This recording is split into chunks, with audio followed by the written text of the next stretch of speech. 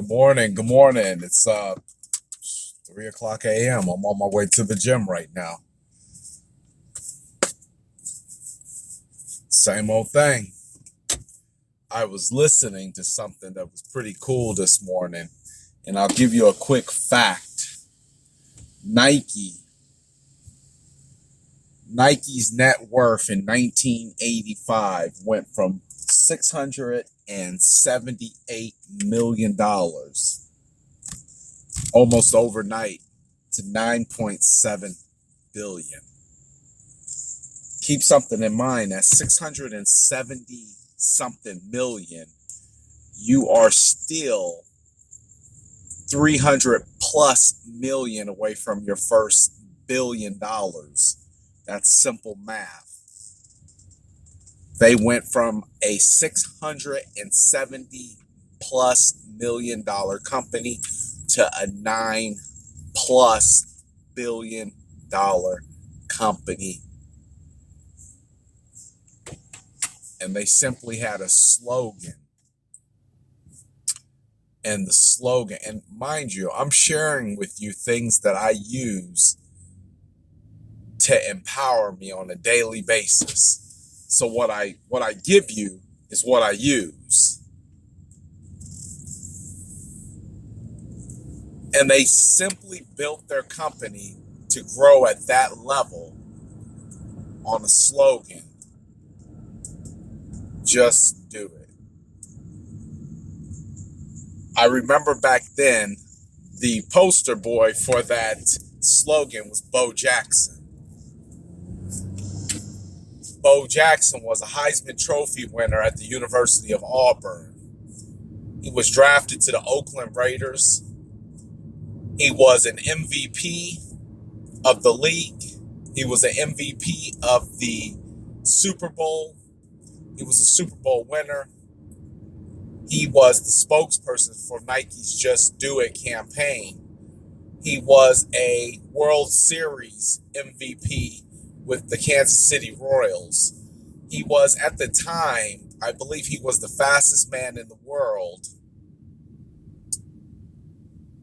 And I'm not sure if Deion Sanders was playing both sports at the time, because Deion went from playing baseball with the Atlanta Braves and with a couple other teams, and playing with the Dallas Cowboys and the San Francisco 49ers and winning Super Bowls and championships and World Series. But Bo Jackson was a different type of individual. He had came from, I think, I'm going to say Podunk, Arkansas. He done came from some little small town where it wasn't really expected for him to do a whole lot, but he had this mentality of just do it. I was on the phone with a client yesterday, and this client was contemplating. We had bought a house, I don't know, maybe 2 years ago. The value went up. My client says, I'm thinking about renting it out and buying another property. I'd like to just keep doing that. I said, okay, not a problem. So we start talking about, how it should go and what you should do in order to make that happen. Well, she starts coming up with all these different scenarios and outcomes, and what if this and what if that, and how about this one, and well, what if we roll it like this? And I'm sitting there thinking, that's too much thinking for what we're doing. We're not sending somebody into outer space, and we need to know how much oxygen based on the rate of speed breaking through the atmosphere and then slowing down through the Milky Way, and then making sure that they orbit back around Earth and they safely make it back with 1 minute left to spare on the oxygen tank. It wasn't that serious. We're not doing anything on that caliber. So I had to slow it down. I had to say, what's your heart saying? Well, my heart's saying, just do it. I said, well, then that's all we need to know, because everything else is just facts and intended to keep you standing still. See, you put enough facts on the table, you just get a big knuckleball sandwich.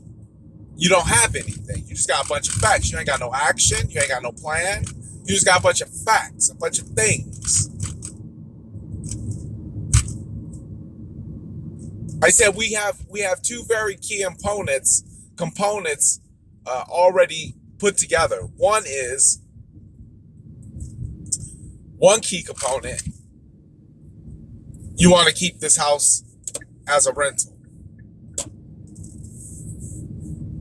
The second key component is you want to buy another house.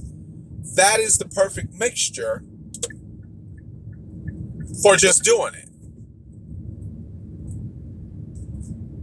Client was like, yeah, okay, what do I need to do? You need to do this and this. Okay, great, let's do that. Let's do that. Right? Because we'll stay caught up all day long on a bunch of facts or thoughts and ideas or premises and concepts. We'll stay stuck there to the point where we done got so tired thinking about it. But the moment we had an inclination to act on it, we were already too tired. We were like, man, dog, this is hard work thinking. Sometimes you run yourself in a circle thinking, when it would have probably just been better to just do it. That slogan empowered so many people. Everybody had a t-shirt on that said, just do it. Everything was based around that slogan, just do it. Because they knew that the mind was more powerful than the body. And when it's put in the right position to do the right thing, then all you really need to make your dreams happen is to just do it. I told my client, I said, listen, I said, making a decision that may come up wrong is better than rolling around a bunch of thoughts and ideas forever. Nothing is placed on your heart to do that is not intended for you to do and act upon at that moment. It's not intended for you to think about and roll around and try to come up with the perfect plan. There is no perfect plan. Things go wrong. But then the only thing perfect at the end of something going wrong is, what did you learn? Because there's everything perfect about a lesson. I thought that was interesting. I thought $600 million was pretty damn good until you said that they had literally overnight went to a $9 billion company. Listen, I am getting ready to go to the gym and I'm going to run because I have a goal of hitting 6 miles. My fat ass is going to run 6 miles. Well, not fat. My wife paid me a great compliment because I had a little pinch in my back, and I said, can you rub that? And she said, yeah. So she started rubbing it, and she felt my sides, and she was like, damn, babe, you're losing a lot of weight. I said, how can you tell? She said, well, those little handles you used to have on the side, those things is bye-bye. I was like, hey. But I'm getting ready to go run this gym. And that word that I got today encouraged me to just do it. Run 3 miles. Just do it. And no matter what happens, keep doing it. A.L. Williams, the founder of,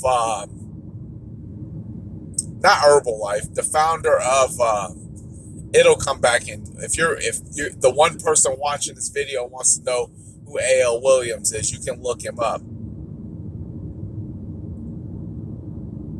But pretty much, he adopted the concept, and I think he actually coined that term, to be completely honest, because A.L. Williams was back in the 60s, 70s. And he was saying, just do it. Well, I'm going to be regional vice president this year, A.L. That's good. Just do it.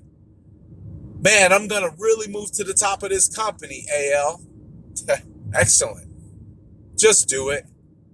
Well, hey, what if something goes wrong in my house and things ain't going right? Just do it anyways. He coined the concept of just do it because it didn't matter what came along your way. You just got to keep doing it. And no matter when I get on that treadmill or this Saturday when I get ready to go run with these guys, it doesn't matter what the outcome is as long as I just keep doing it. It doesn't matter what the outcome is as long as you keep doing it, because you're going to keep getting day after day after day. If you don't make it to where you got to make it today, then that's fine. But you get up tomorrow and you just do it again. And then you'll beat that and you'll get to that. And I'll get to my 6 miles. And then once I hit my 6 miles, then I'll say, man, I did my 6 miles. What's next? To just do it. To just do it. Do what? Just do it and do it and do it and do it.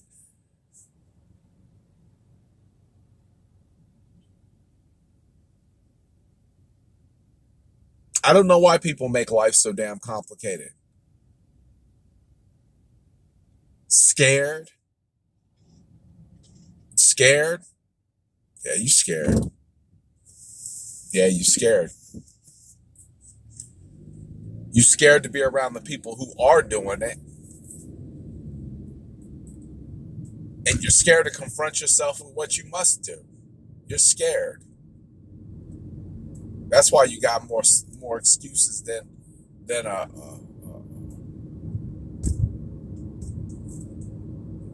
beach has sand.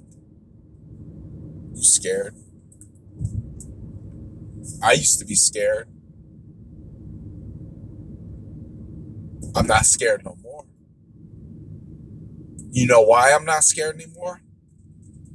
Because there's nothing to fear. The only thing I fear is in the opposite direction of what I want, and that's procrastination. That's resignation. That's regret. And regret pushes me in the opposite direction because I can't live with that. I can't live with not walking up to somebody. I remember I was at Panera Bread and I was sitting there and I was finishing up my little lunch. I like that Sobe chicken bowl. I like that. It's delicious. And I was sitting there, man, and 3 generations walked in. The grandbabies, which look like they're about my kids' age, all the way up. The mommy and daddy, and then the parents, meaning the grandparents, walked in. And they were interacting in a way that I couldn't help but look at them because they reminded me of my house. They reminded me of my house. And I couldn't help but say, as I was getting up to go, to walk over to their table, and they weren't too far away, but they were engaging. They were in their moment. They were in their own zone. They were enjoying it. The grandparents were enjoying the babies. The parents were enjoying the grandparents, enjoying the babies. And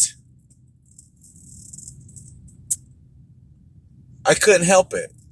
Nothing inside of my spirit would have allowed me to avoid this opportunity to walk up to this family and let them know, hey man, you guys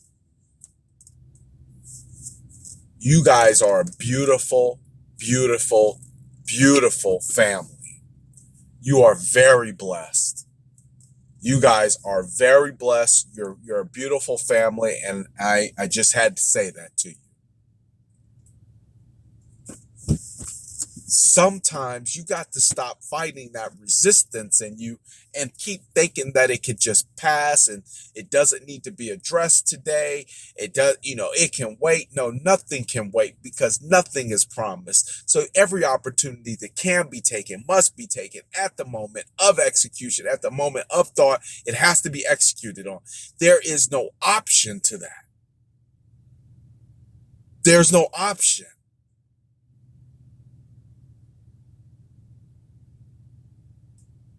And had I decided that it wasn't the right time for me to say that, I would have deprived that family of hearing something that was the truth, that could have took them and propelled them to another level of their life. And what's crazy, later on that afternoon, I had posted a picture, or I think it was because it was the same day that Malachi had left to the Dominican Republic last week. And I had posted a picture of us at the airport. And I remember somebody saying, "Your family is so beautiful. You are so blessed." And I was sitting there as I was looking at that. I was like, dude, I just told somebody else's family that same thing. And I know with you telling me that, how that made me feel, I know how that made them feel. It was pay. See, for me, I'm so obedient right now that I can start seeing immediate gratification. See, I'm no longer in this delay, because it's kind of like, even if you delay my gratification for my good work, it doesn't mean I'm gonna slow down. I'm past that test of, is he gonna be cool if it doesn't come right now? Is he gonna still stay in faith? Is he still like, dude, I'm past that. Like, you play that game with me all day long. It's like the stare game. I'm not gonna lose. I'll stare you down. I'm not gonna lose. So I'm not gonna fall out of faith. I'm not gonna start cursing and tripping, and because I receive immediate gratification because my faith is in line with what it is that I believe. And when I said that to those people, I remember them looking at me.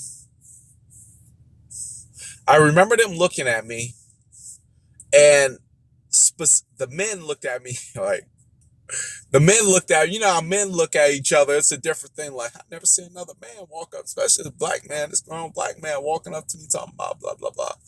But the women looking at me like, I really need to hear that. I really needed to hear that. And when I got it back later on that evening from a post that I put on Facebook, I was like, wow, I really need to hear that. That was really cool. You have one option today. You have one option. Take everything off the table. You have one option. If it's within your power and your ability. I'm going to tell you another story. Yesterday I was heading out to Buckeye, and as I was driving down the street, this man was stopped on the side of the road. Car was blah blah blah. I always kind of look at those things to see if I can help, especially if it's a woman, because I know they struggle a little bit more, but I've helped men, so it's not like some race or some gender thing. And the guy he was walking, and he was about 15 feet, 20 feet from his car. He had a gas can in his hand, 20 feet from the car, and he was walking. I'm thinking, where the hell is he walking? This ain't the city, dog. And as I'm driving, I see a gas station off the exit. For my car, it was a couple minutes. For his walk, it would have been 30 minutes. That's one way. And then coming back, especially the way he was walking. Man, I was so convicted. I wanted to just keep going. I was like, dude, I got somewhere to go. God, not right now. He was like, man, go back there and handle that. I was like, damn it. But I was obedient. Flipped all the way back around. Matter of fact, I think I got a flat tire driving through those little middle sections. All the way back around. Came all the way back. Poured up, boom. Dropped my passenger window, said, give me a gas can. That's all I said. Give me the gas can. Took the gas can, threw it in the car. Drove off, went to the gas station, put the gas in there, came back. He was sitting in the car. He got out. I rolled the window down, handed him the gas can. I said, be blessed, brother. Took off. Didn't ask him for no money. I didn't care. Because I was being told to do something, and I was obedient to that. And it was pulling at me. It was pulling. I was like, I got somewhere to go, dog. I got to go somewhere. I'm busy. No, you're not. You're not too busy to help somebody. And you're never too busy to just do it. So you got one option today. Your one option is to just do it. Whatever comes to mind, just do it. If it's to send me a message about this video, then just do it. You got one option today, and that option is just do it. Fuck, it may be to go to work, walk into your boss office, say, I quit. Just do it. It'll fall into place.